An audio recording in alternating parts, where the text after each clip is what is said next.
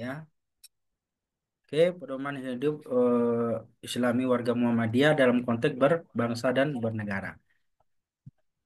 Nah, ini materinya sudah kelihatan, teman-teman? Sudah ya? Ustaz. Sudah, Tad. Ya, Tad. Oke, baik. Teman-teman, kita akan diskusikan terkait dengan pedoman eh, hidup Islami warga Muhammadiyah. Dalam kaitannya adalah berbangsa dan bernegara. Ya, pertama yang perlu kita cermati adalah ya, dalam hal ini kaitan dengan pedoman ya hidup Islami warga Muhammadiyah. Ini materi ini juga dipelajari ya apa namanya dalam skala nasional ya. Dan bahkan materi ini juga bisa dipelajari oleh warga Muhammadiyah dalam skala internasional. Termasuk juga di pelatihan pimpinan-pimpinan Muhammadiyah ini juga dipelajari teman-teman ya dan dikuasai. Ini salah satu materi yang ada di Darul Alqam Pimpinan Muhammadiyah UMJ kemarin ya di apa namanya di puncak ya di apa namanya itu di Wisma DPR. Jadi kita termasuk salah satu materi unggulannya adalah PHIWM ini yaitu pedoman hidup Islami warga Muhammadiyah. Walaupun mungkin barangkali teman-teman secara struktural atau mungkin secara keanggotaan mungkin tidak langsung 100% ya secara langsung tidak Muhammadiyah ya atau mungkin belum dikatakan sebagai eh, kader Muhammadiyah yang istilahnya dari akar rumput gitu ya. Tetapi paling tidak kita sebagai mahasiswa yang berada di Muhammadiyah, kita juga memiliki eh, kewajiban gitu ya untuk mempelajari atau memahami tentang pedoman hidup Islami warga Muhammadiyah ini. Ya. Dan kalau kita berbicara tentang pedoman hidup Islami warga Muhammadiyah dalam konteksnya berbangsa dan bernegara, ini sangat relate dengan kehidupan berbangsa dan bernegara kita ya saat ini gitu ya. Nah, ini sebagai mukadimah. Jadi PHIWM berbangsa dan bernegara adalah seperangkat norma ya dan nilai Al-Quran dan Sunnah bagi warga Muhammadiyah dalam kehidupan berbangsa dan bernegara. Ya, ada cakupannya ya beberapa hal yang perlu kita cermati. Yang pertama adalah ada yang dinamai dengan jihad siasah muamalah, ya, yaitu warga Muhammadiyah perlu mengambil peran kontributif, ya, jangan a priori ya dalam kehidupan berpolitik sebagai wujud jihad siasah muamalah dengan prinsip takwa dan akhlak yang mulia menuju masyarakat Islam yang sebenar-benarnya sesuai dengan tujuan Muhammadiyah itu dalam mewujudkan masyarakat Islam yang sebenar-benarnya. Kalau boleh saya pertegas bahwa masyarakat Islam yang sebenar-benarnya itu adalah masyarakat ya yang adil, makmur, ya, baldatun thayyibatun wa rabbun ghafur ya. Masyarakat yang sejahtera, yang adil, makmur, ya, yang berlandaskan kepada nilai-nilai keislaman. Kehidupannya itu berasaskan Islam ya. Kemudian juga eh, apa namanya? Di samping itu juga memiliki nilai-nilai perjuangan di dalam kehidupannya, baik perjuangan dalam salah satunya adalah tentang perjuangan dalam berbangsa dan bernegara. Maka disinilah pentingnya kita sebagai terkhususnya dalam hal ini warga Muhammadiyah adalah mahasiswa Muhammadiyah itu sendiri ya bahwa perlunya mengambil peran kontributif ya dalam berpolitik ya. Walaupun sebenarnya dalam bermuhammadiyah itu tidak berpolitik praktis ya atau praksis tapi lebih kepada gerakan politik ya. Itu yang dinamakan sebagai jihad siasah ya. Siasah kan siasat politik ya. Bagaimana kesungguhan kita sebagai warga Muhammadiyah itu ya berupaya dan berusaha dalam mewujudkan nilai-nilai apa tadi takwa tadi, ya, sehingga terwujudnya masyarakat Islam yang sebenar-benarnya. Kalau kita lihat di sini ada landasan ya, karena kita berbicara tentang Islamisasi, tentu bagaimana Al-Quran ya sudah jauh daripada itu, ya sudah hadir, sudah lahir, memberikan inspirasi ya untuk jihad ya kepada KJ Madahlan di saat itu, ya, sebagaimana di sini firman Allah mengatakan wajahidu fi haqqi jihadi, ya, dan berjihadlah kamu di jalan Allah dengan jihad yang sebenar-benarnya. Artinya memperjuangkan kebenaran ya, haqqa jihadi, dengan sebenar-benar berjihad. Dengan perjuangan yang sebenar-benarnya, berjihad yang sebenar-benarnya dalam rangka memperjuangkan kebenaran ya, kebenaran. Ini yang menjadi catatan kita ya. Yang kita perjuangkan itu, yang kita pertaruhkan itu adalah kebenaran ya, kebenaran.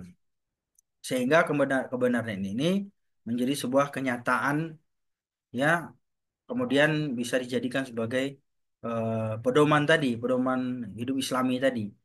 Karena kebenaran lah yang akan bisa dijadikan sebagai eh, pedoman ya dalam kehidupan kita. Terkhusus dalam hal ini adalah dalam konteks berbangsa dan bernegara. Ya ayyuhalladzina amanu dukhulu fis silmi kaffah. Ini juga menjadi inspirasi ya bagi kita khususnya sebagai warga Muhammadiyah atau mahasiswa Muhammadiyah bahwa hai orang-orang beriman, masuklah kalian ke dalam Islam secara kafah, secara menyeluruh ya. Karena namanya yang masuk setengah-setengah kan nggak enak ya. Maka perlu disempurnakan. Bagaimana? Ya salah satunya adalah dengan jihad tadi, jihad siasah muamalah tadi. Jadi bukan hanya berbicara tentang ibadah, tapi juga siasah ya. Nah itu bagian dari apa namanya ajaran Islam. Ajaran Islam itu kan bukan hanya berbicara tentang teori ibadah ya, tapi juga bagaimana siasah atau muamalah kita. Ya, terkhusus dalam hal ini adalah dalam konteks berbangsa dan bernegara. Tapi ingat, dalam konteks berbangsa dan negara, wala tattabi'u khutuwati syaiton. Jangan sampai kita mengikuti langkah-langkah setan. Ya, innahu lakum aduwwum mubin. Sesungguhnya setan itu musuh yang nyata bagi kalian. Inilah yang dilakukan juga oleh para tokoh-tokoh ya, para kader-kader Muhammadiyah ya, yang mereka ketika bergabung atau masuk ke dalam eh, apa namanya kabinet misalnya ya, atau termasuk orang yang diberikan amanah untuk mengurus bangsa gitu ya.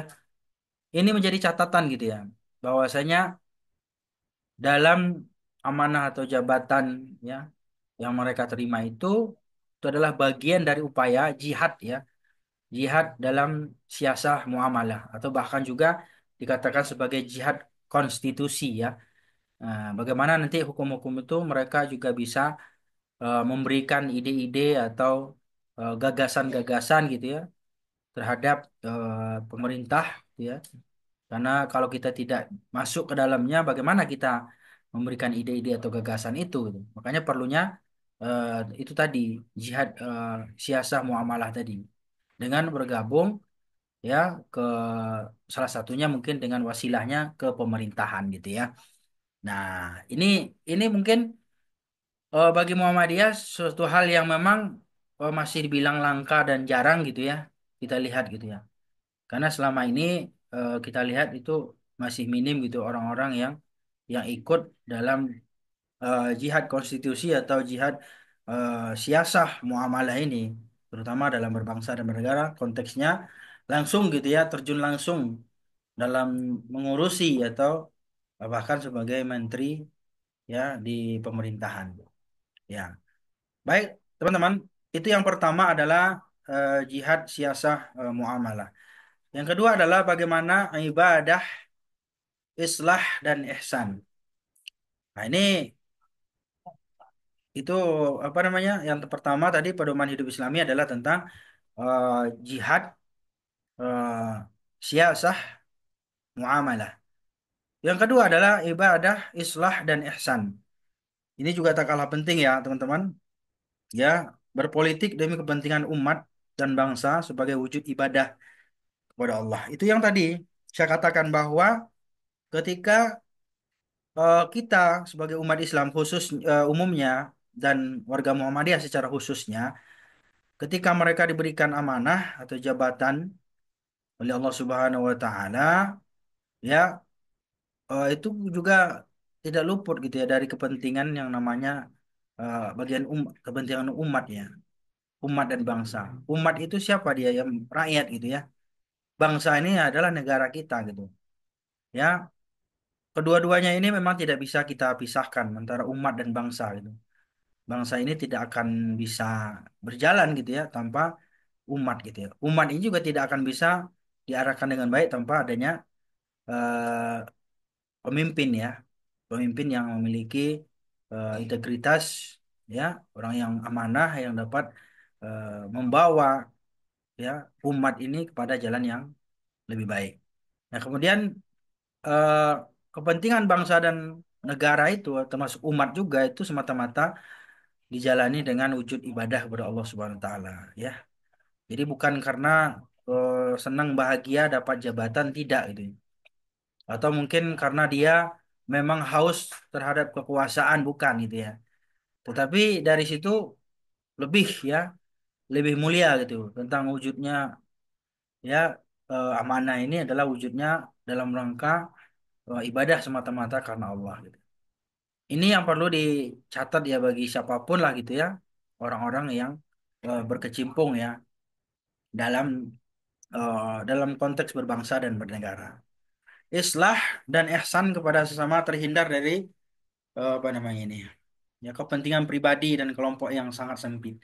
Kepentingan pribadi. Jadi inilah yang kita khawatirkan juga gitu ya bagi sebagian kelompok-kelompok tertentu gitu ya, ketika mereka diberikan amanah jabatan gitu ya atau posisi, mereka itu lupa gitu ya, padahal mereka itu sebenarnya membawa kepentingan umat atau bangsa gitu, tapi ketika mereka sudah masuk di dalamnya justru mereka itu ya berubah haluan gitu ya, berubah haluan yang tadinya berasaskan kepentingan umat dan bangsa ya sebagai wujud ibadah kepada Allah, kemudian merubah haluan kepada kepentingan pribadi kelompok yang sangat sempit gitu ya.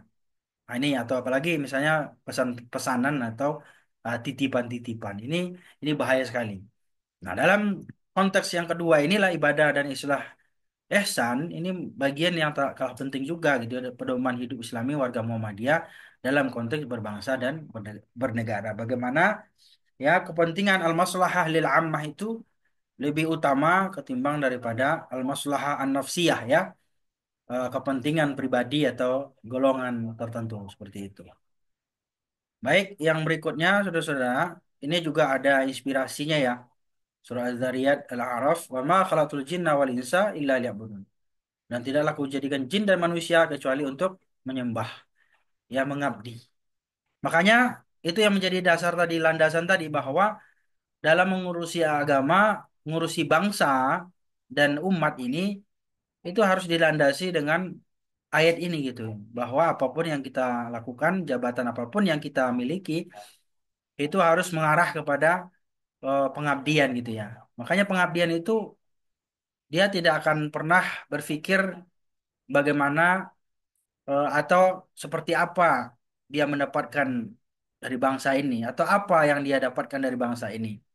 Atau jangan kita pernah berpikir ya bahwa apa yang kita dapatkan dari bangsa ini, dari bangsa ini, tapi justru kita harus berpikir apa yang telah kita berikan untuk bangsa ini.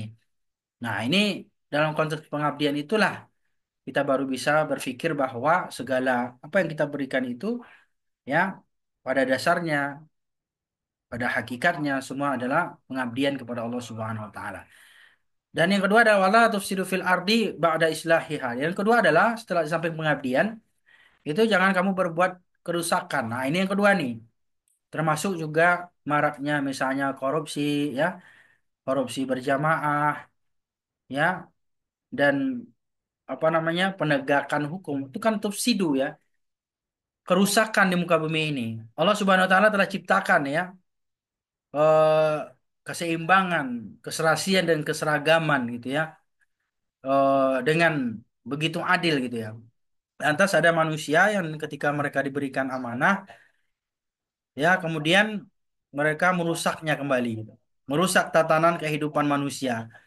Maka dalam pedoman hidup Islami dalam ayat ini konteksnya adalah bahwa ya jangan sekali-kali kita yang diberikan amanah itu ya berbuat kerusakan. Kerusakan itu bisa dua hal ya. Kerusakan sistem yang digunakan ya, atau bahkan merusak sistem ya, atau memang merusak dari suatu aturan atau suatu undang-undang yang memang sudah ada gitu ya. Apalagi menjadikan dia sebagai sebuah alat politik itu mencapai suatu kekuasaan, ini sangat bertentangan dengan pedoman hidup Islami warga Muhammadiyah tadi ya. Kemudian wad'uhu khaufan wa tama'a inna rahmatallahi qaribum minal muhsinin. Berdoalah kepada Allah dengan rasa takut dan penuh harap, sungguh rahmat Allah sangat dekat kepada orang yang berbuat kebaik. Nah, saya rasa bahwa orang-orang yang tidak mau melakukan kerusakan tadi atau orang-orang yang ya, menjaga sistem tadi dan undang-undang tadi dijalankan dengan baik dan penuh keadilan, saya rasa itu memang karena memang mereka itu memiliki rasa takut dan pengharapan kepada Allah Subhanahu wa taala. Karena mereka yakin bahwa segala apapun yang dia lakukan, kebijakan apapun yang dia keluarkan, ya, aturan apapun yang dia tekan, ya, tanda tangani gitu untuk rakyat ini, untuk bangsa ini, semuanya itu pasti akan mendapatkan balasan dari Allah Subhanahu wa taala. Dan seseorang yang diberikan amanah itu harus yakin dan percaya bahwa Allah Subhanahu wa taala akan memberikan rahmat ya kepada mereka itu. Ya. Sungguh rahmat Allah itu sangat dekat kepada orang-orang yang selalu menjaga itu tadi ya, menjaga amanah dengan baik ya. Menjaga titipan dengan baik.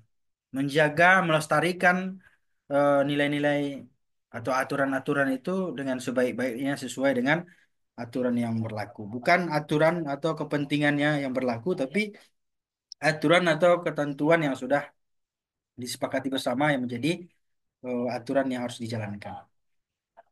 Ada lagi al-qasas wa bataghi fima ataka Allahu ad-daral akhir.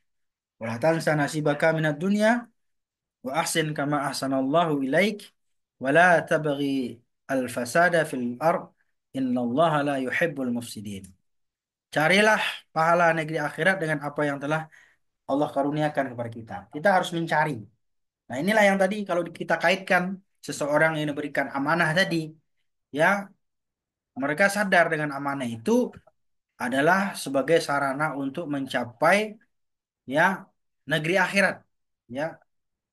Dan dengan amanah itu mereka mendapatkan anugerah dari Allah Subhanahu wa taala.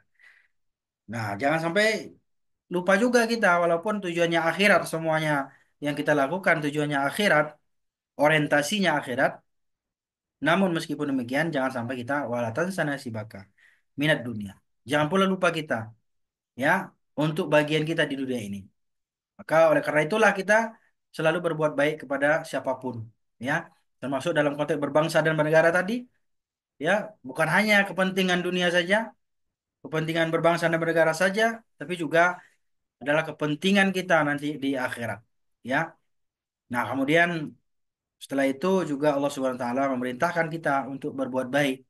Berbuat baiklah ya kepada siapapun ya, karena Allah Subhanahu wa taala telah baik kepadamu. Kita diberikan titipan oleh Allah, diberikan ilmu pengetahuan misalnya, diberikan amanah jabatan ya, atau mungkin kecerdasan atau mungkin harta gitu ya, dititipkan Allah kepada kita. Maka dengan harta itu, dengan jabatan itu, dengan kekuasaan itu, jangan lupa kita untuk berbuat baik ya. Dan kemudian yang terpenting lagi setelah kita berbuat baik, jangan sampai kita ya melakukan al-fasada fil bahri, yaitu adalah eh, kerusakan ya, kerusakan di muka bumi ini. Nah, itu yang kaitan dengan ayat yang sebelumnya tadi gitu ya. Bahwa orang-orang yang beriman, orang-orang yang amanah tadi, mereka tidak akan berbuat kerusakan, ya, kerusakan di muka bumi ini. Kemudian apalagi, sungguh Allah tidak menyukai orang-orang yang melakukan kerusakan. Ya, kerusakan ini ada dua ya, kerusakan moral ya, etika yang ada ya, dan kemudian memang merusak daripada tatanan kehidupan ekosistem alam yang ada gitu ya. Nah, ini juga menjadi catatan yang perlu kita cermati, terutama dalam pedoman hidup warga Muhammadiyah ini. Nah, ini teman-teman, saudara-saudara ya. Nah, yang ketiga adalah amanah dan uswah hasanah. Ya, maka para politisi Muhammadiyah itu memiliki kewajiban untuk menunjukkan uswah hasanah atau keteladanan. Makanya harus jujur, benar, amanah, dan adil ya. Jujur. Memang ini yang sebenarnya kalimatnya santai-santai aja gitu ya, ringan aja, jujur gitu ya, benar gitu ya, amanah. Tapi kalau ketika seseorang itu ingin menunaikannya, saya rasa ini beban yang paling berat itu adalah berlaku jujur gitu. Ya, dia apalagi kalau misalnya ada kaitan dengan duit gitu. Jadi lupa itu, jadi kehipnotis gitu ya. Susah yang tadinya orangnya benar lurus, akhirnya karena eh, pengaruh-pengaruh tadi ya, kejujuran menjadi hilang. Kebenaran, amanah, adil ya jadi hilang. Ya, kemudian menjauhkan diri dari perilaku politik yang kotor. Money politik termasuk di dalamnya. Kemudian juga membawa fitnah dan fasad, kerusakan sistem dan komitmen. Ini yang banyak nih. Sistem. Sistem itu udah benar, udah bagus, aturan itu udah keren. Tapi inilah yang terjadi kadang-kadang gara-gara orang-orang yang tidak amanah dan jujur untuk menjalankan sistem itu, maka kemudian sistem itu jadi rusak gitu ya. Nah, ini PR kita juga nih teman-teman ya. Apalagi mungkin diberikan amanah ya, yang luar biasa, apalagi kaitan dengan duit yang banyak gitu ya. Hati-hati ya, kadang-kadang eh, apa namanya, langkah-langkah kita itu selalu dipantau gitu ya. Ya, dan bahkan ada juga yang berupaya untuk menggelincirkan kita gitu. Ya, agar kita tidak bersifat jujur dan benar tadi. Tidak amanah ya, dan tidak adil.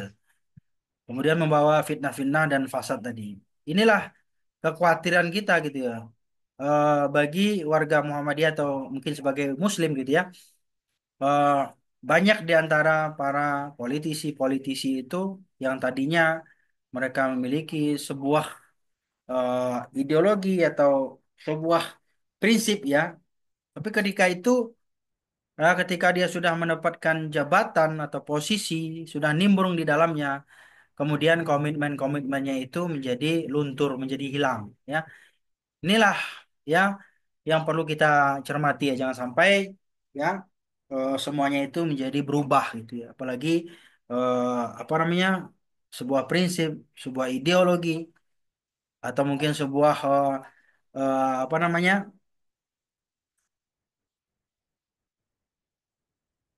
sebuah keinginan yang tadinya ingin merubah bangsa ini dengan baik, tapi karena melihat duit menjadi dia yang berubah, bukan bangsa ini yang berubah ya, bukan sesuatu yang buruk kepada yang baik yang berubah, tapi dia yang dari baik menjadi buruk gitu. Dia yang berubah karena melihat duit atau melihat kekuasaan tadi. Ini yang dikhawatirkan juga ya. Jadi yang ketiga itu teman-teman. Nah, sebelum kita lebih lanjut lagi nih, kira-kira ada yang mau mengomentari dari penjelasan saya ini barangkali ya. Monggo silakan, biar saya nggak cerita sendiri ini. Mungkin ada yang mengomentari atau Izin Pak ya.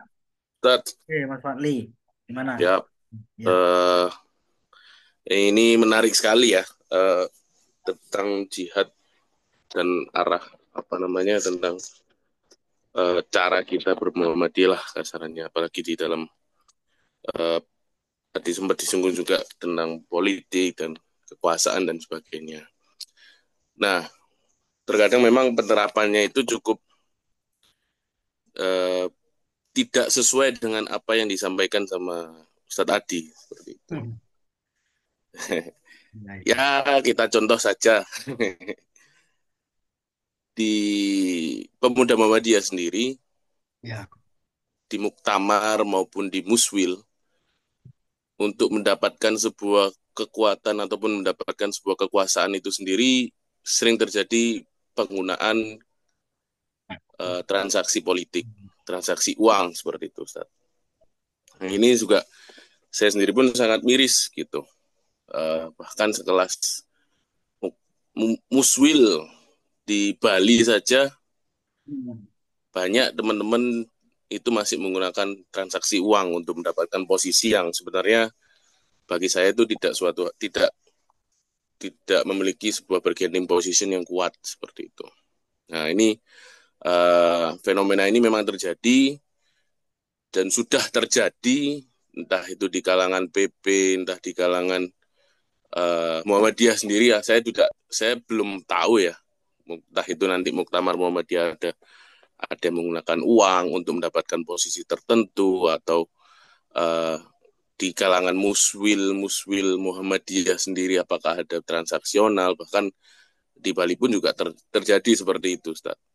Nah, ini yang menurut saya apa ya, jiwa ataupun materi ini tuh saya rasa belum sampai menjiwai ke daerah-daerah seperti itu, atau mungkin bahkan di kalangan pimpinan sendiri pun masih ada orang-orang yang tidak menjiwai hal-hal yang seperti ini. Nah, ini bagaimana menurut Ustaz Adi, dan bagaimana kita sebagai kader Muhammadiyah ataupun warga Muhammadiyah ini yang istilahnya ingin membersihkan orang-orang seperti ini, Ustaz. Seperti itu, Ustaz. Ya, ini baru mau azan kayaknya nih. Cuman saya ingin komentari sedikit ya. Kalau ini Mas Fakli ini ya luar biasa ini ya. Dari kemarin di Bogor ya, di Jakarta ya. Iya, betul, Ustaz. Saya ada agenda kerjaan kebetulan, jadi mohon maaf belum bisa mengikuti Ya, kelas pekan lalu karena tidak ada sinyal. iya, iya, iya. Ya, ya mungkin sementara sambil menunggu Isya mengenai hal yang ditanyakan ya terkait menyikapi ya. Inilah yang tadi yang saya sampaikan bahwa yang tadinya memiliki ideologi menjadi berubah gitu. Yang tadinya punya prinsip menjadi berubah. Atau bahkan ada juga yang sengaja kadang-kadang berkamuflase juga gitu. Atau bahasa lainnya, bahasa kasarnya itu ada yang kadang-kadang menjadikan pengkaderan ini termasuk di pemuda, saya juga pemuda pusat itu pada zamannya Bang Daniel itu banyak yang dikatakan sebagai pemuda ini batu loncatan gitu, termasuk ketua umumnya sendiri. Ini kita nggak dapat pungkiri itu. Betul, Jadi Ustaz. apa ya? Sebenarnya nggak salah karena memang ada jihad siasah itu perlu ya. Tapi jangan sampai pula nanti merusak dari citra di mana kita dilahirkan itu, tempat kita dilahirkan itu sebagai eh, kader itu sendiri ya, sebagai kader. Makanya itu tadi bahwa kader itu harus bisa menjadi uswah atau contoh teladan yang baik. Nah, pertanyaannya sekarang eh, mereka ketika jangan sampai gitu ya, ketika mereka belum dapat jabatan atau posisi, mereka itu keras gitu menentang dan bahkan dulu saya ingat bahwa kita itu punya program madrasah anti korupsi namanya dulu itu. Itu gencar sekali itu. Orang korupsi-korupsi itu dibabat habis itu. Nah, sekarang pertanyaannya ketika udah join dan udah dapat jatah di sana apakah sekeras itu kan gitu. Nah, ini Nah, itu. jadi ini perlu sebenarnya kembali ke khitoh tadi ya. Ya, Betul. sebagai landasan dasar dalam gerakan tadi. Kalau seorang kader yang benar-benar kader itu dia akan tetap apa namanya tidak akan hilang taring gitu ya walaupun di posisi dimanapun gitu. Cuman ya itu lagi-lagi memang keadaan akan memaksa seseorang itu berubah, akan Hmm. membentuk seseorang gitu ya. Apalagi di tengah kekuasaan yang memang haus dengan itu tadi kan, dengan uang, dengan glamor ya, dengan fasilitas dan lain sebagainya. Masa kita nggak mau kan gitu istilahnya cuma diam doang gitu ya. Hmm. Ya kan mau nggak mau ideologinya luntur gitu ya. Itu yang saya bilang tadi bahwa yang diharapkan adalah dapat menjadi uswah gitu ya. Kita tidak mengatakan juga bahwa kader-kader Muhammadiyah itu di sekarang itu masuk angin tidak juga gitu ya. Atau mungkin apa namanya tidak benar, bukan gitu juga tidak gitu ya. Kita nggak melihat juga karena belum ada kasus juga kan. Tapi yang jelas eh, Jangan sampai ada kasus, ya Ustaz. jangan ada kasus karena jelek juga nanti. Viral juga Betul, nanti. Muhammadiyahnya yang viral nanti jadinya. betul. Jadi tapi paling tidak kita harus tetap punya ideologi yang harus dipertahankan atau prinsip tadi. Prinsip-prinsip itu ya. Makanya saya tahu betul Bang Daniel itu sangat vokal itu kalau dulu ini ya. Tapi Ya, sekarang ya sangat santun, sangat apa gitu ya. Pokoknya kok medannya sudah nggak dapat ada gitu loh. posisi, sudah. Nah, termasuk saya juga mungkin tadi kata Mas Fadli itu di pemuda di Bali dan lain sebagainya ya. Mungkin macam-macam lah ya. Dan generasi berikutnya juga ternyata sama juga gitu ya. Betul. Ini kita karena kita berbicara pemuda Muhammadiyah ya. Setelahnya kan ada Cak Nanto gitu ya. Sekarang siapa tuh? Pokoknya mirip lah. Semuanya berlabuh ke sana semua gitu. Polanya sama, Ustaz. Polanya Makanya itu sama. Ya, polanya kita sama. yang berusaha untuk bersih-bersih ini Iya, iya. punya siasah tersendiri untuk merusak Iya, iya. merusak skemanya mereka seperti itu, Ustaz. Iya, betul. Jadi ini sangat apa ya istilahnya kalau dalam ideologi apa pedoman hidup warga Muhammadiyah tadi itu sudah termasuk melenceng juga ya walaupun bukan suatu kesalahan yang fatal gitu karena nggak berkasus juga tapi artinya apa nilai-nilai yang dibawa itu seolah-olah sudah tidak menjadi prioritas beda ketika mereka ya yang bahasanya tadi mengkritik kemudian setelah bergabung akhirnya mereka sendiri juga sudah apa ya istilahnya nyaman gitu ya tenang, tentram gitu ya. Ya kita aja nggak tahu juga kondisinya seperti apa. Mungkin juga ya ada di antara mereka yang sedang mengatur strategi. Kita juga nggak tahu ya. Mudah-mudahan lah gitu ya. Artinya apa? Kita tetap berpositif thinking gitu bahwa perjuangan yang dilakukan oleh kader-kader tadi, khususnya pemuda itu, ya mereka dapat mewujudkan gitu ya sesuai dengan khitoh atau langkah perjuangan tadi, jihad siasahnya tadi itu dapat diwujudkan dengan baik gitu ya.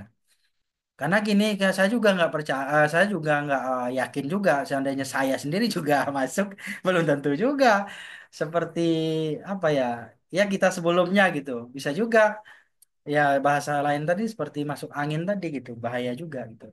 Tapi ya Digoyang. paling tidak itu, jadi artinya perlu kita kembali kepada khitoh tadi, ya bagaimana dakwah Muhammad itu ya harus bisa mewarnai gitu ya termasuk dalam konteks berpolitik juga tadi ya bahwa kita harus bisa mewarnai dan saat ini memang banyak ya eh, apa namanya di kalangan menteri juga dan wakil menteri di bidang-bidang yang lain yang memang orang-orang Muhammadiyah ya mudah-mudahan dapat mewarnai lah gitu ya Amin, dan amin, amin. eh, saya rasa juga termasuk bukan hanya Muhammadiyah saja juga di kalangan-kalangan NU juga gitu saya rasa juga memiliki ideologi-ideologi yang sangat baik gitu. Terutama saat ini sudah kelihatan gitu suatu hal yang memang apa namanya perubahan dari apa ya kementerian misalnya agama gitu ya Kementerian Agama khususnya gitu. Ya, ya mudah-mudahan lah ke depannya semuanya kembali kepada khitohnya termasuk Muhammadiyah, Betul, NU ya dan lain sebagainya gitu ya. Mereka kan punya visi misi juga ya, punya landasan itu dalam dalam berbangsa dan bernegara. Makanya perlu kalau kita sebagai Muhammadiyah itu kita harus memahami betul tentang pedoman hidup Islami warga Muhammadiyah ini gitu. Karena nilai-nilai ini bisa kita implementasikan dalam berbangsa dan bernegara gitu. Dan itu sebuah keniscayaan yang harus kita wujudkan gitu. Ya, dan mudah-mudahan itu bisa terlaksana gitu. Nah itu sih komentar amin. saya Mas Fadli. Siap, siap, Jadi intinya siap. Terima kasih banyak, Ustaz. semuanya kalau saya lihat dari keadaan yang ada memang apa ya memang berat sih kalau berjuang eh, dari beberapa orang yang dianggap minoritas gitu ya yang punya ideologi yang tinggi tapi kalau memang lingkungannya tidak mendukung atau sahabat-sahabatnya tidak ada yang care pro terhadap program-program itu ya justru itu jadi bumerang sendiri gitu. Kita akan berjalan sendiri gitu. Dan itulah Betul, yang betul. sulit dilakukan oleh sebagian orang-orang yang awalnya punya ideologi yang tinggi, prinsip yang kuat tadi, ya. Nah, ini bagian PR juga bagi kita ya. Makasih. Kita break Isya dulu sebentar ya. Mudah-mudahan nanti bisa kita lanjutkan. Terima kasih teman-teman. Kita break Isya ya. Kita ini selama 10 menit lah, 12 menit. Ya, Ustaz.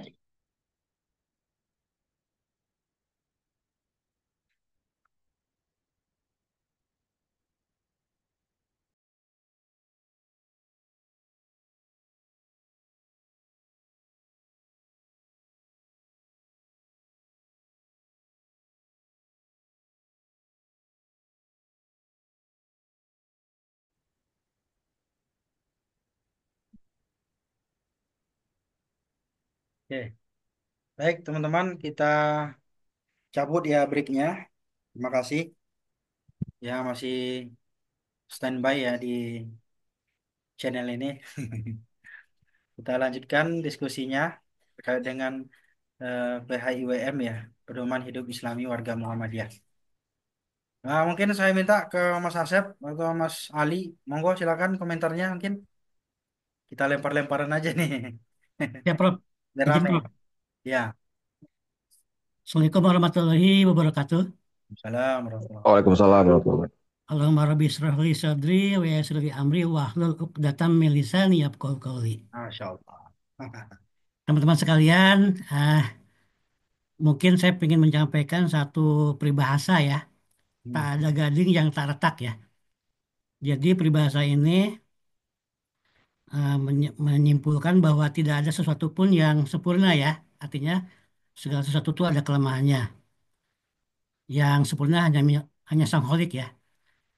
Nah, kemudian kalau saya melihat, jadi terus terang Prof, saya tuh kalau dibilang kehidupannya bukan berasal dari Muhammadiyah, juga bukan berasal dari NU ya, kalau dibilang. Berarti Nah, tetapi dari bukan tetapi saya alhamdulillah bersyukur sekali kepada Allah ya ketika saya berkesempatan bisa berkuliah di Universitas Muhammadiyah. Alhamdulillah. Dan saya pun tambah salut ya ketika kemarin Mas Alfian mempresentasikan anggaran dasar sama anggaran rumah tangga Muhammadiyah. Jadi saya salut gitu. Ternyata kalau dibilang sih pantas ya, layak Muhammadiyah mendapatkan gelar bahwa dia ormas Islam terbesar di Indonesia, bahkan mungkin di dunia ya, alhamdulillah. Yang juga dibalancing sama Ustadz Rajin kemarin ya, dari sisi NU-nya. Artinya kalau saya uh, menyimpulkan ini benar-benar kekuatan ormas Islam yang uh, saling melengkapi ya. Satu Muhammadiyah yang saya melihat sangat tertib, sangat taat ya aturan itu ya. Bahkan dari sisi organisasinya pun lengkap ya dari pusat sampai ke daerahnya gitu banyak gitu. Kalau NU menurut Ustaz Rajin kemarin dibilangnya hanya ketokohan atau melihat kiai saja. Jadi ini hal yang saling melengkapi kalau saya lihat. Dan ini memang kalau dibilang sih anugerah ya buat kita ya bahwa perbedaan adalah rahmah gitu.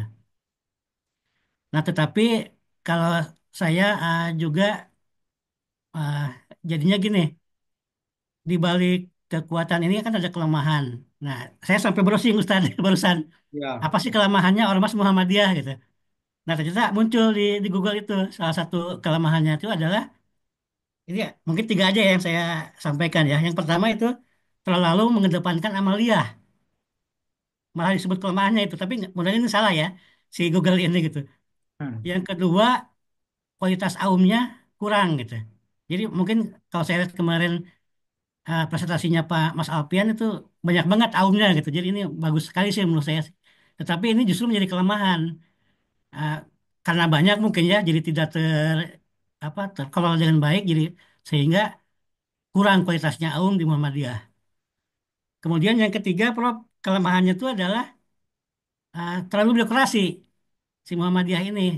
Jadi bisa juga ya ketika karena birokrasi segala sesuatu harus diputuskan secara musyawarah mufakat ya. Artinya tidak bisa seperti NU, ketokohan. Hanya kiai saja yang memutuskan jadi gitu.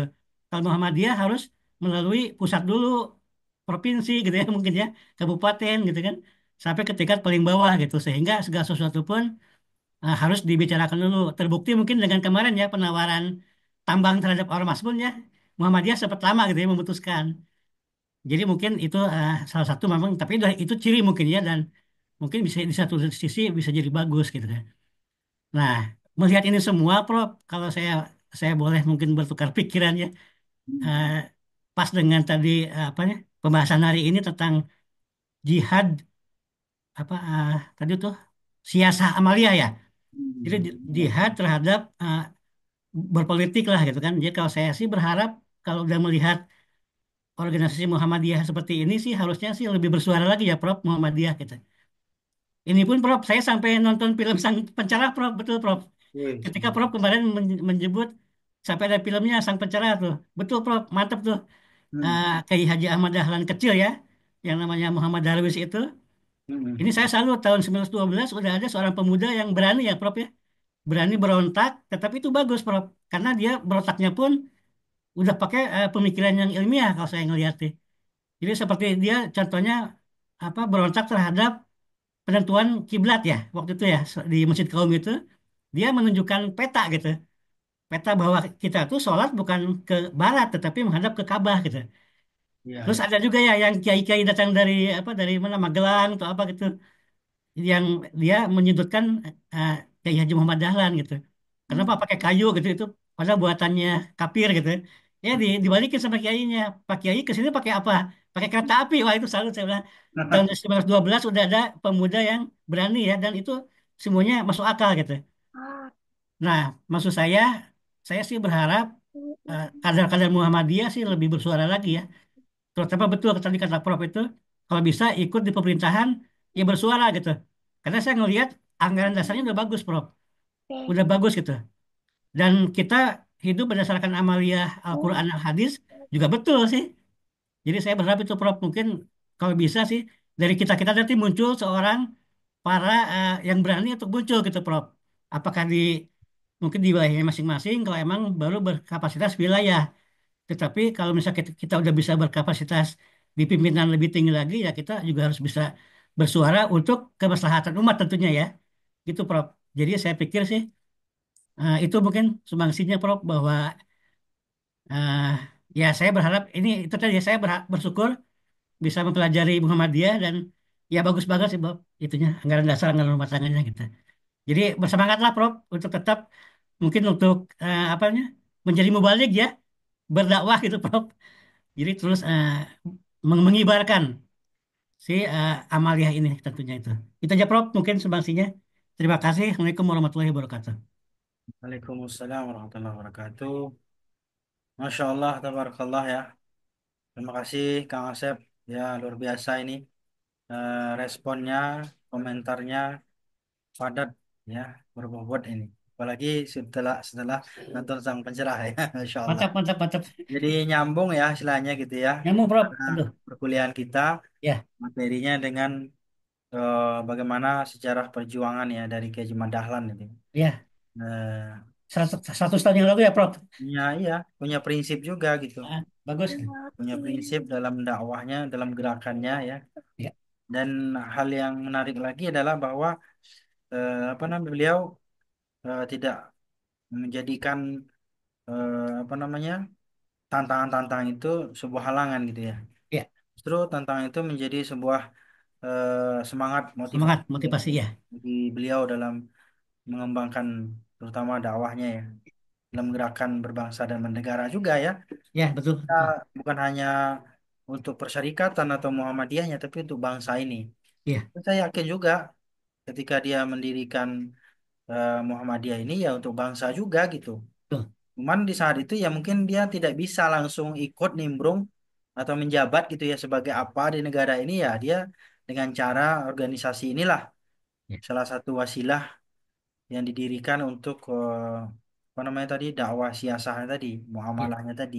ya, Eh, bagian dari gerakan dakwah Islam juga gitu. Nah, tinggal bagaimana memang kita mengadopsi ya mengembangkan itu apa yang sudah dilakukan oleh Kiai Haji Dahlan gitu. Dan termasuk tadi beberapa hal yang apa namanya komentarnya kaitan dengan mungkin sedikit kelemahan lah ya, kelemahan. Sebenarnya itu ciri khas sih kalau saya mengatakan ya.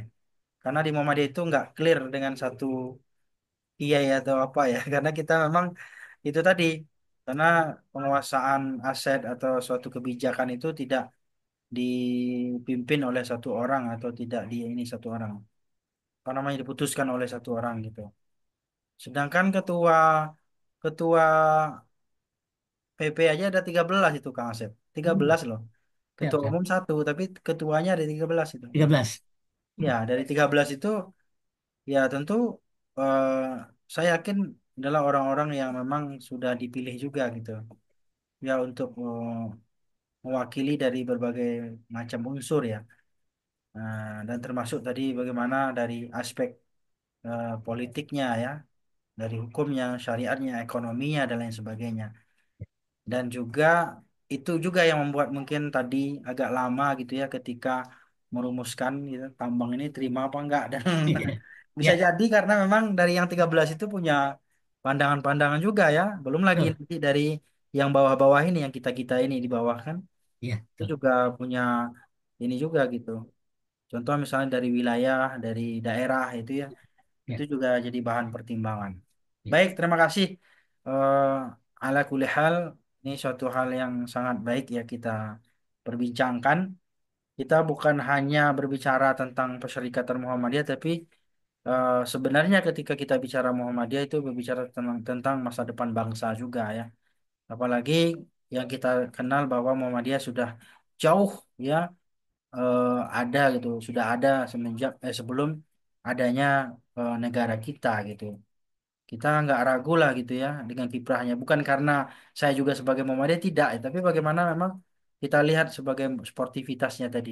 Kang Asep saja yang tadinya tidak kenal Muhammadiyah, ketika lihat bagaimana kiprah Muhammadiyah menjadi begitu eh, tersepona lah ya, Ya, ya. terpesona. Betul, betul, betul, betul. Mantap, mantap. Oke, terima kasih. Yang lain mungkin barangkali yang ustazah-ustazahnya ini mana nih? Yang akhwat-akhwatnya mau berkomentar barangkali? Ya. Kalau nggak ada kita lanjutkan dulu. Ini masih ada beberapa slide lagi ya. Ini adalah ayat landasan juga ya dalam menunaikan amanah ya. Salah satunya tadi dalam jihad konstitusi yang saya sampaikan ya dalam berbangsa dan bernegara. Innallaha ya'murukum an tu'addul amanati ila ahliha ya. Wa idza hakamtum bainan nas an tahkumu bil adl. Innallaha ni'ma ya'izukum bih. Innallaha kana sami'an basira. Sungguh Allah menyuruhmu menyampaikan amanat kepada yang berhak menerimanya. Ya, dan apabila kamu menetapkan hukum di antara manusia, hendaklah kamu menetapkannya dengan adil. Sungguh Allah sebaik-baik yang memberi pengajaran kepadamu. Sungguh Allah Maha mendengar, Maha melihat. Ya, ini sebenarnya penggalan ayat ini eh, dititik beratkan kepada amanat tadi ya. Kan kita bicara tentang jujur, amanah tadi ya, berlaku benar ya, al-amanat ila ahliya. Jadi menunaikan amanah kepada yang berhak menerimanya. Ini eh, dipertegas lagi gitu ya bahwa apabila kalian menghukum di antara manusia, hukum dengan adil. Jadi ada dua di sini. Pertama, kita disuruh berlaku amanah, yang kedua adalah adil ya, bersifat adil gitu. Jadi kalau kita simpulkan bahwa hanya orang yang amanah lah yang dapat menunaikan keadilan itu, adil itu. Makanya jangan kita berharap bisa bisa menegakkan hukum dengan adil ya kalau misalnya para pejabat-pejabatnya, para pemangku kepentingannya tidak amanah gitu. Salah satu indikator amanah itu adalah mampu menegakkan keadilan gitu. Nah ini juga yang kadang-kadang dalam berbangsa dan bernegara ini kita sedikit apa namanya terluka ya rasa keadilan itu ya. Yang mana misalnya kasus-kasus yang terjadi mulai dari masalah khususnya korupsi misalnya gitu ya. Ini juga bagian yang tak kalah penting juga gitu ya. Kita cermati dalam diskusi hari ini ya bahwa bagaimanapun kita harus melek gitu ya dengan kondisi dan keadaan bangsa dan negara kita. Ya, minimnya apa namanya, keadilan itu dimiliki oleh para eh, orang-orang yang memiliki apalah ya, otoritas gitu ya dalam mengatur negara ini. Kemudian juga apa namanya, minimnya rasa keadilan atau lukanya rasa keadilan, ya, keadilan yang sulit ditegakkan gitu ya, apalagi penegakan hukum yang berdasarkan kepada like or dislike gitu ya, kepada yang disuka atau tidak disuka gitu ya. Kemudian juga penegakan hukum yang tajam ke bawah, tumpul ke atas gitu ya, dan lain sebagainya. Sangat kompleks lah kalau kita berbicara, kompleks gitu ya, complicated gitu ya, kalau kita berbicara tentang masalah penegakan hukum ya atau keadilan di negara kita. Tapi walaupun demikian, sebagai warga Muhammadiyah atau orang yang berdakwah atau berjuang bersama Muhammadiyah, kita tidak boleh berputus asa gitu ya. Artinya selama bumi ini masih apa namanya, masih ada, kita masih ada kesempatan untuk mengembalikan kembali gitu ya nilai-nilai atau marwah bangsa kita ini kepada jalan yang benar gitu. Sehingga kita nggak tahu gitu ya sampai kapan perjuangan itu akan terwujud gitu ya, nilai-nilai apa namanya, keadilan tadi, kejujuran itu bisa diwujudkan secara menyeluruh ya, universal di setiap lini ya kehidupan dalam berbangsa dan bernegara. Kemudian kita pertegas lagi, yastakhfuna minan nas wala yastakhfuna minallah, ya, wa huwa ma'ahum. Mereka dapat bersembunyi dari manusia, tetapi mereka tidak dapat bersembunyi dari Allah. Karena mereka berserta apa? Karena Allah berserta mereka.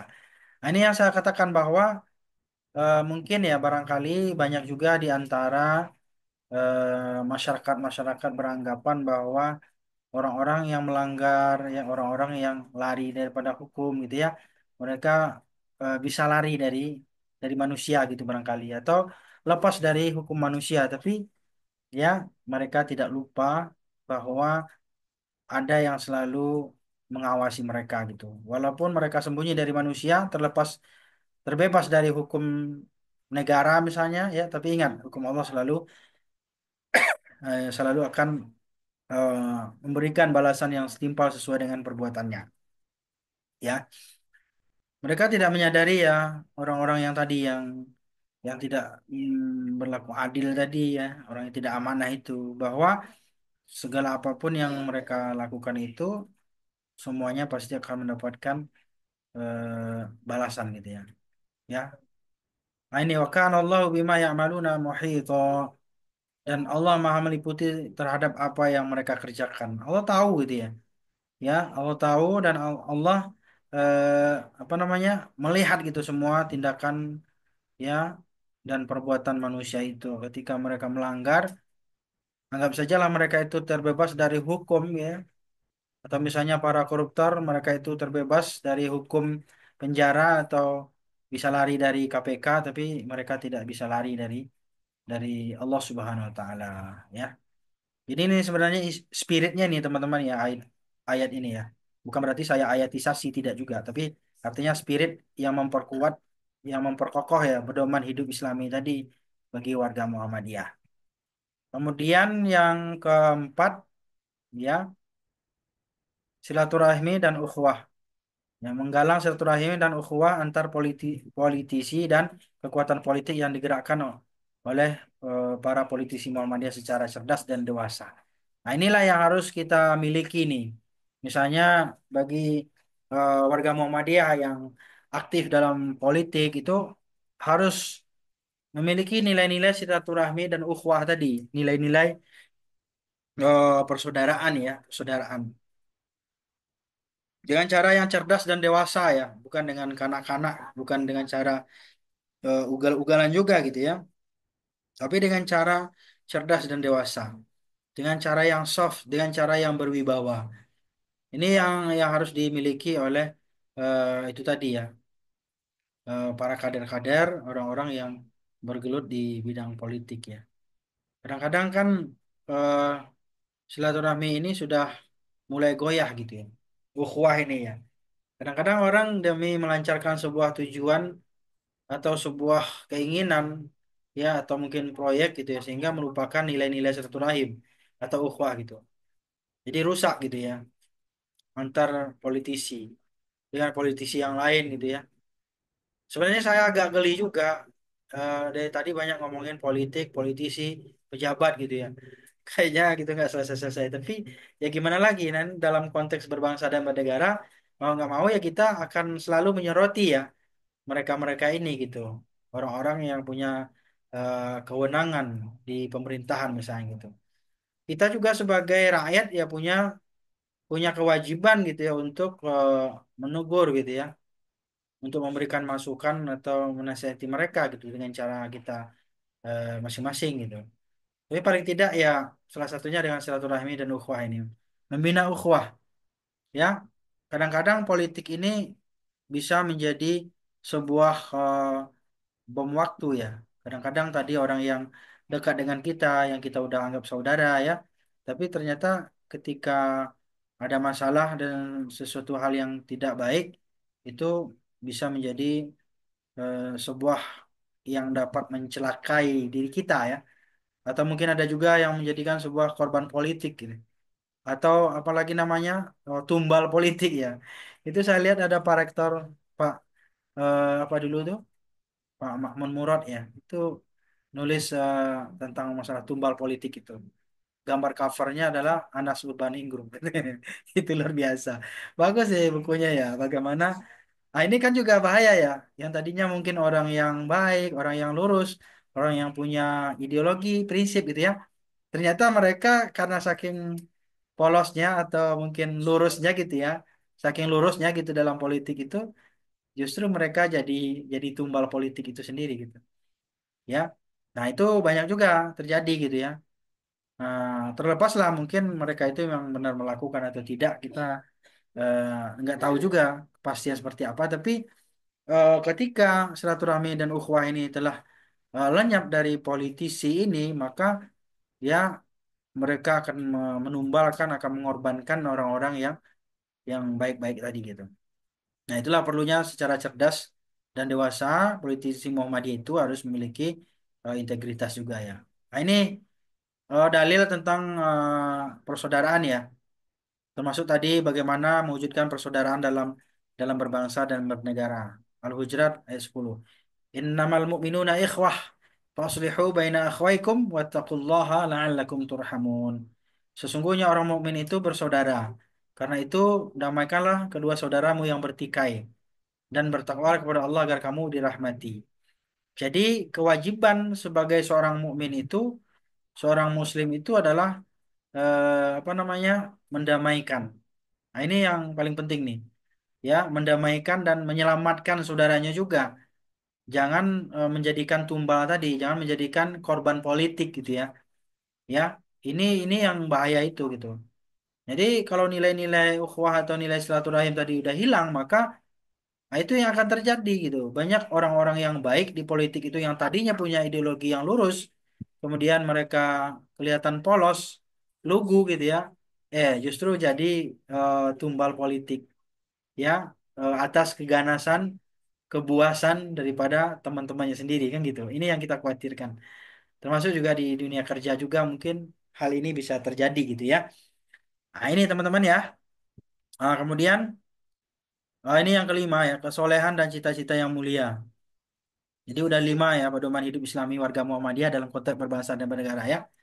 Berpolitik dengan kesolehan ya, sikap positif dan cita-cita yang mulia. Terwujudnya masyarakat Islam yang sebenar-benarnya dengan fungsi amar ma'ruf nahi mungkar yang tersistem dalam satu kesatuan imamah yang kokoh. Nah, ini berpolitik dengan kesolehan ini memang luar biasa.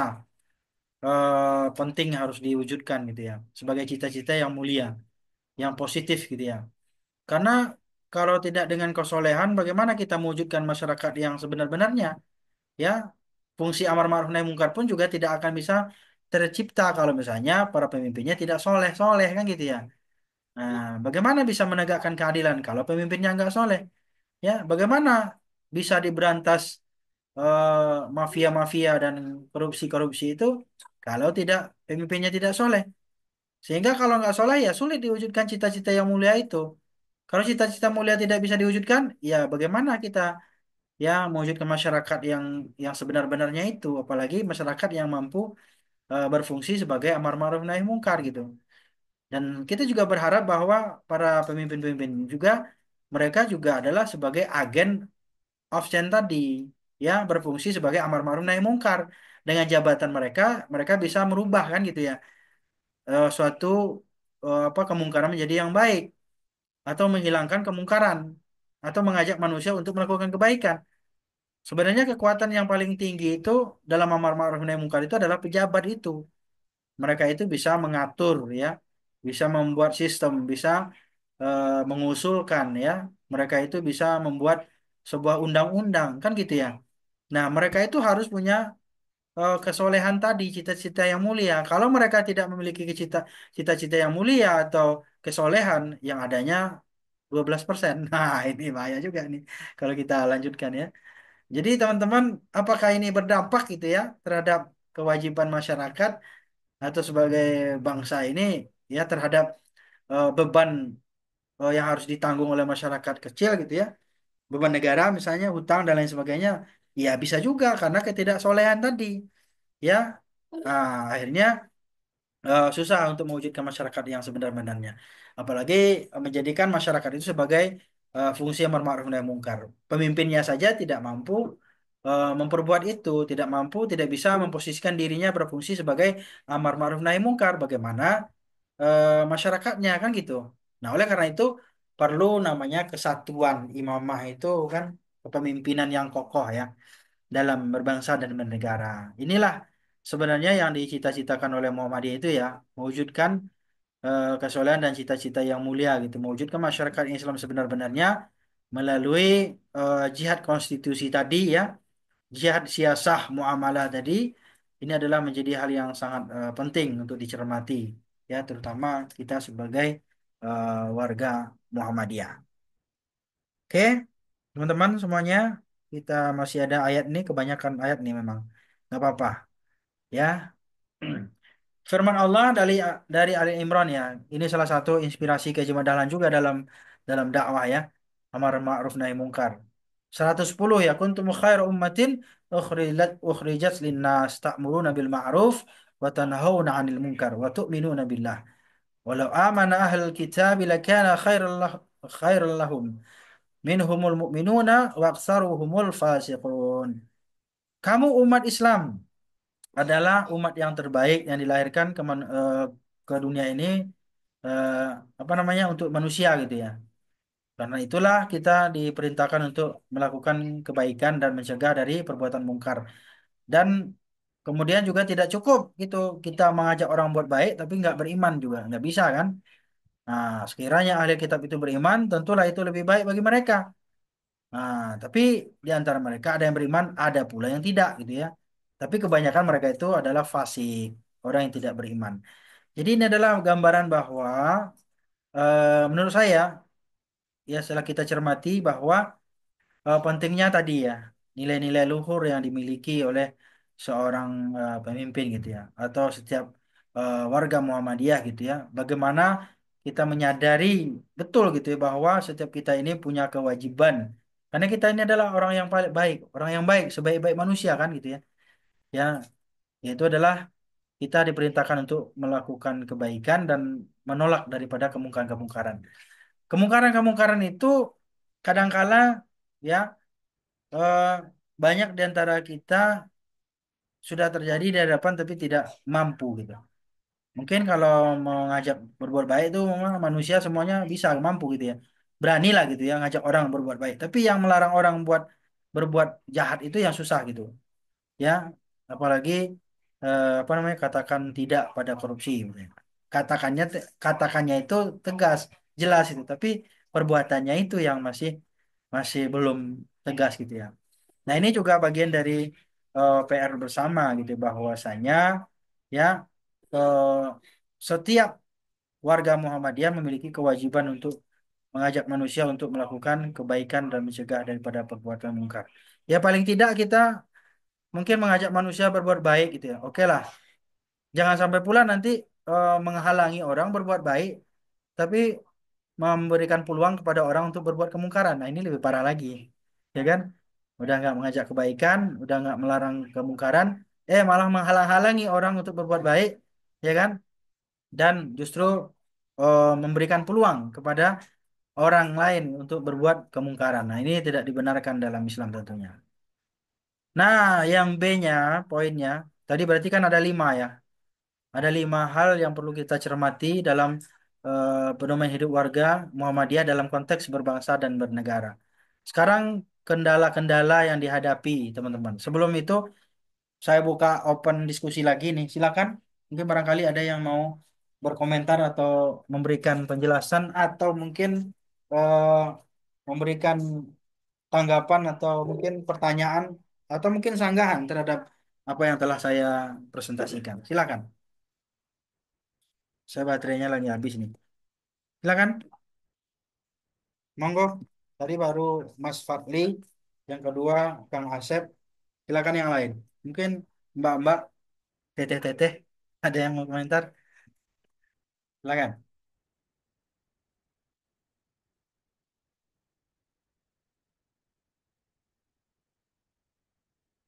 Ya. Wah, kalau nggak ada, mungkin kita tutup aja sampai di kendala-kendala ini tadi. Ya. Seperti ini ya udah capek nih habis weekend nih. Weekend. Bukan weekend ya. Ini habis lebaran ya. Ada yang ikut lebarannya kemarin nggak? Ya. Atau ada yang kejebak macet di puncak atau di Dufan, di Dufan. Banyak caption-caption yang saya lihat ya kan, status orang tujuan healing malahan jadi pusing katanya. Ya salahnya kan, kenapa liburan kayak gini gitu ya? Ada datang semua yang ngumpul ke puncak gitu. Oke, silakan. Assalamualaikum Prof. Mau sedikit menanggapi atau mungkin sharing lah mungkin ya Prof ya, Oke. bukan menanggapi lah. Kalau kebetulan S1 saya itu dulu politik sosial dan politik Prof. Hmm. Saya dulu kuliah fakultasnya itu, lalu saya juga belajar bagaimana politik itu menjadikan orang orang yang melakukan politik itu seperti apa gitu. Kalau yang saya lihat orang-orang yang di Muhammadiyah banyak cenderung untuk seperti bukan menjadi oposisi ya, tapi cenderung untuk tidak berada dalam lingkungan pemerintahan. Itu yang saya lihat sebenarnya ya. Contoh mungkin saya ada paman itu kebetulan orang Muhammadiyah juga di fraksi PKS kebetulan di DPD ya partai yang mungkin salah satu yang banyak orang Muhammadiyah itu kan PKS yang mungkin Prof. Tapi bagaimana PKS ini tuh seringnya beroposisi kepada pemerintah. Mungkin sebenarnya bukan bermaksud oposisi, namun tidak mau ikut kebijakan yang tidak seharusnya dilakukan. Mungkin seperti itu, Prof. Beda, mungkin saya nggak mau menyebut salah satu ormas lainnya. Namun terlihat sampai sekarang pun mungkin adalah mungkin dari 2 periode ketika presiden sebelumnya itu bahkan ketua iya betul menteri agamanya aja kan dari orang NU ya, itu bukan dari Muhammadiyah. Jadi memang kalau menurut saya kenapa Muhammadiyah mungkin tidak terlalu menonjol di pemerintahan atau mungkin pembuat kebijakan atau pembuat peraturan, mungkin salah satunya bisa jadi karena kekurang dekatan pada pemerintah, Prof. Tapi jujur, sebetulnya itu yang saya bangga dari Muhammadiyah, Prof. Tidak melulu harus dekat pemerintah apabila ingin maju. Itu yang menurut saya perlu kita contoh juga. Karena ya tadi Prof bilang, ketika sudah masuk di lingkarannya penguasa, akan jadi berbeda lah. Ya kan? Itu saya alami sendiri, Prof, dulu ketika saya kuliah mungkin udah semester 2006 ya, saya magang di Kemenkumham, Prof. Masya Allah. Kemenkumham itu kebetulan ya nggak ngerti lah gimana, kenapa bisa kayak gitu. Tapi waktu itu sangat marak kasus korupsi, Hmm. di mana ketika itu saya membantu petugas Kemenkumham untuk merapikan paspor-paspor Hmm. eh, tersangka korupsi. Masya Allah. Itu Hmm. biar mereka nggak keluar negeri, Prof. Jadi mereka biar nggak bisa kabur. Saya kirain Ya. tukang bikinin paspornya. Nah, pengennya sih gitu, Prof. Tapi nggak dapet gitu. Besar itu mah. Itu Dapat cair, saweran Prof. nanti, Cair. saweran. Kameranya besar itu. Hmm. Itu cair ya. Cair. Nah, iya. Itu Lalu yang namanya politik, Mas Sakit. itu Bu Navita. Politik duit. Lalu yang saya apa ya? Yang saya lihat mungkin saya juga lupa sih. Waktu itu paspor yang sebagai saya ingat orangnya. Waktu itu mungkin seingat saya itu Kiai Lutfi Hasan Ishak ya. Seingat saya. Ah, Saya iya. memegang Hmm. ya, itu maksudnya yang saya tahu kan beliau tuh dari apa sih namanya sosok yang sangat agamis ya Prof. Tapi Hmm. ketika berada di Lingkungan ya RT. lingkungan pemerintah jadinya seperti itu. Saya tidak mau menjustifikasi Ya. beliau itu melakukan apa dan apa yang terjadi. Karena saya waktu itu juga tidak terlalu mendalami peraturan apa, tidak terlalu mendalami kasusnya. Namun yang saya juga ketahui kalau kita mau mengetahui apa namanya, mengetahui sifat asli manusia, berikanlah tiga aspek itu. Kalau untuk laki-laki, berikanlah harta, tahta, ya atau wanita lah ujian. Salah satu dari ketiga ujiannya, Prof ya. Untuk Nah itu wanita. mungkin ya mungkin itu tahta mungkin Prof ya yang menjadi salah satu apa sih namanya, salah Dagangan satu Mbak Novita hambatan aja. itu. Nah, itu kan. Saya mau pura-pura nggak denger aja, Oh Prof. iya, iya. Itu sih Prof. Jadi ya mungkin tadi kalau saya balik lagi, saya jujur mungkin sedikit ya adalah menyayangkan kenapa ya mungkin ketidaktahuan saya juga gitu. Saya juga tidak terlalu mendalami siapa sih tokoh-tokoh Muhammadiyah yang berada di lingkup pemerintah atau berada di lingkup penguasa. Saya juga tidak terlalu ya paham lah. Namun yang jujur yang saya cukup bangga dari Muhammadiyah sebenarnya itu juga tidak terlalu masuk dalam pemerintahan karena apa ya, tidak terlalu mungkin oposisi di sini tidak selalu membantah pemerintah, namun hanya membantah kebijakan yang bisa merugikan siapapun. Itu aja sih Prof sebenarnya.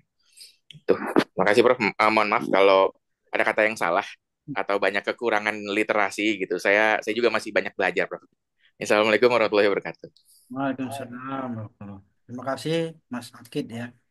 Jadi tadi salah satunya adalah mungkin saya tangkap itu kenapa Muhammadiyah tidak terlalu lengket atau nempel dengan lingkaran pemerintah gitu ya. Nah ini sebenarnya kan kita udah tahu juga ya dalam ADRT-nya ya bahwa Muhammadiyah itu kan gerakan dakwah Islam ya, eh, gerakan amar ma'ruf nahi munkar, bergerak dalam bidang pendidikan, kesehatan, ya, ekonomi, ya, sosial. Jadi dia tidak terafiliasi dengan salah satu partai politik dan tidak apa namanya mengikat diri gitu ya. Ini sebenarnya kan untuk menjaga netralitas juga. Karena kan dakwah Islam ini kalau kita terlalu begitu nempel dengan salah satu politik atau mungkin ke pemerintahan, mungkin juga ada kekhawatiran bahwa nanti eh, mungkin sebelum nempel tariknya masih tajam gitu, tapi setelah nempel itu tariknya jadi lembut gitu. Nah, ini juga kekhawatiran tadi kata Mas Akid kan juga gitu kan. Jadi akan jadi beda gitu ya ketika sudah masuk di dalamnya. Tapi bukan berarti anti terhadap politik ya, bukan berarti gitu. Kita kan tahu ya bahwa tujuan dalam pendirian Muhammadiyah itu kan adalah dalam pendidikan ya, dakwah dan kemudian pengembangan sosial ya. Jadi tanpa masuk dalam struktur pemerintahan ya, apalagi dalam ADRT Muhammadiyah itu tidak boleh gitu ya kalau seandainya ada salah satu yang memang ingin aktif di pemerintahan apalagi partai itu dia harus nonaktif gitu ya dari jabatannya gitu. Bukan berarti sebagai orang Muhammadiyahnya ya, tapi dari jabatannya. Karena tidak boleh adanya dualisme dalam organisasi gitu. Kemudian yang kedua adalah kemandirian dan netralitas ya. Itu menurut saya juga. Karena kalau kita mengkritik, kalau kita di dalamnya kan repot juga jadinya biasanya begitu. Masa ngeritik diri sendiri kan gitu ya, jadinya begitu. Jadi mungkin itu juga ya untuk menjaga netralitas itu. Jadi berkomitmen dalam menjaga kemandirian tadi, ya, termasuk juga di dunia politik.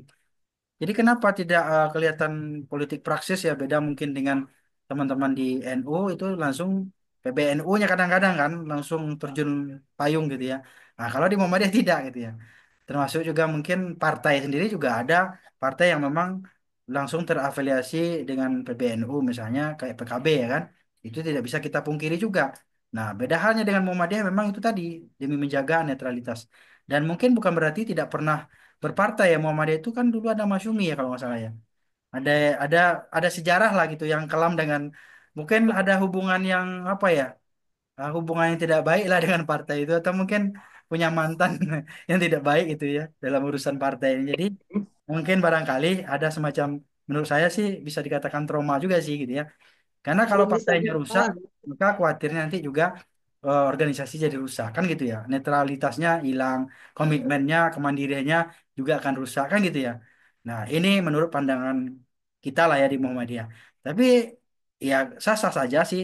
Sebenarnya setiap orang punya hak juga dalam berpartai atau berpolitik dan termasuk juga orang-orang yang aktif di partai politik ya gitu ya. Kalau misalnya sejarah orang-orang yang baik punya ideologi yang sebelum berpolitik itu memang ya banyak memang karena memang godaannya banyak memang itu tadi apa harta tahta eh, Wanita. wanita termasuk Toyota udah dapat apa kan maksudnya kendaraannya gitu ya itu pasti akan mempengaruhi ya pola pikir seseorang yang tadinya punya ideologi yang tegas keras ya, akhirnya jadi lembek gitu karena sudah disuapin dengan keindahan-keindahan gitu ya. Termasuk juga tadi adanya apa namanya tahta atau wanita tadi. Kemudian gini keberagaman ya di Muhammadiyah itu kan eh, sebagai organisasi besar ya. Jadi sebenarnya dikhawatirkan kalau misalnya dia terlalu nempel dengan politik atau apalagi dengan partai politik, khawatirnya nanti ruangnya akan lebih sempit gitu sih. Ya, jadi karena kita tahu ya bahwa ruang Muhammadiyah itu kan sangat besar, bahkan menciptakan ruang yang lebih besar lagi untuk siapa saja gitu ya, yang memiliki pandangan politik yang berbeda. Tapi kalau kita udah menjadi salah satu agen politik tertentu, berarti kita udah menutup diri itu kan dari politik yang lain kan gitu. Nah ini juga yang dikhawatirkan gitu teman-teman ya. Jadi intinya bahwa intinya Muhammadiyah itu sudah ini ya sepakat sebenarnya dengan Darul Ahdi wa Syahadah tadi ya dengan prinsip negara kita ya dengan sistem pemerintahan yang ada dan politik yang ada juga tapi bukan berarti dia apa namanya harus nempel juga atau harus terafiliasi gitu ya karena untuk menjaga yang beberapa hal yang telah saya sampaikan tadi intinya secara keseluruhan bahwa agar terjaganya visi dan misi dalam Muhammadiyah itu. Kalau seandainya dia apa namanya lebih netral. Jadi bukan oposisi sebenarnya lebih netral aja, lebih mandiri saja. Ya, kalau oposisi itu kan kayaknya kayak mau nentang juga gitu ya. Pokoknya siapapun presidennya, saya akan tetap oposisi. Ya, itu kata si Pak B. Haikal. Ya. Tapi itu salah satunya. Ketika dia udah Itu dapat, dulu, diam, Bro. diam. Ah, itu yang kita nggak pengen kan nantinya gitu kan. Menjaga itulah marwah itulah organisasi itulah yang sangat penting. Jangan sampai ketika kita menjadi oposisi kita berkoar-koar ketika udah masuk ke lingkaran itu ya kita diam gitu ya. Udah jadi anteng gitu ya karena udah kenyang mungkin barangkali gitu. Nah, itu waktunya udah habis teman-teman ya. Ini saja mungkin diskusi kita pada episode malam hari ini ya insya Allah di Jumat depan kita sambung lagi. Masih ada satu materi yang akan saya sampaikan. Nanti terakhir itu mungkin eh, akan ada apa namanya penjabaran tentang tugas akhir tadi.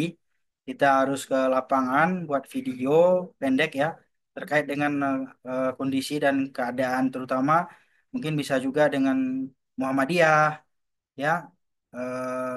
apa namanya amal usaha atau apalah gitu ya, yang mungkin bisa dijadikan bahan. Bisa modelnya podcast, vlog, atau mungkin dokumenter, silakan saja.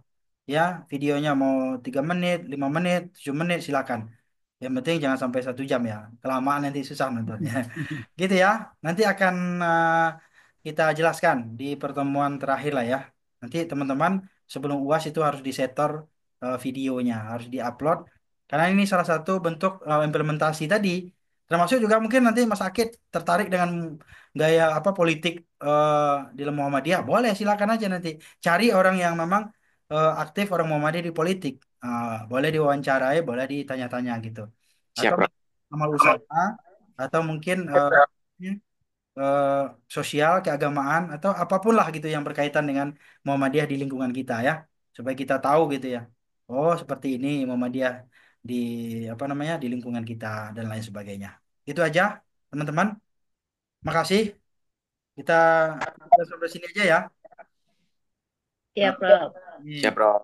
Ya, Ya, Prof. satu orang yang nggak hadir siapa ya kira-kiranya? Siapa ya? Jadi apa? Bukan itu. Siapa nih? Karena Hadir semua, Mas Bakdi, Mas Ganjar. Oke, baik. Teman-teman, saudara-saudara, makasih atas kebersamaannya dan telah menyimak ya materi kita. Tadi sudah panjang lebar kita diskusi juga. Maaf kalau kurang pas dan kurang berkenan ya. Kalau ada yang mungkin kaitannya dengan terlalu apa ya?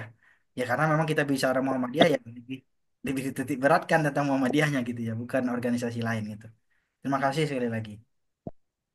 Udah ya, kita tutup dengan baca hamdalah bersama-sama. alhamdulillahirobbilalamin.